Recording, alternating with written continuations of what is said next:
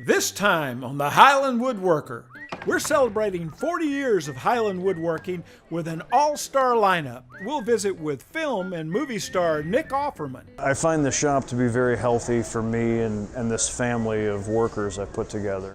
Everyone's favorite woodwright, Roy Underhill. That's our motto, may we cut one for you. And then we brought the big saw. And one of the finest tool makers on the planet, Thomas Lie-Nielsen. You know, beginning woodworker doesn't need all the tools all at once, but something along the lines of a block plane, low angle block plane is what we use. That is the direction, that is the rotation that's working. So how do we remember that? Plus, Popular Woodworking Magazine's David Teal shows us an easy way to remember router rotation. All of this and more, this time on the Highland Woodworker.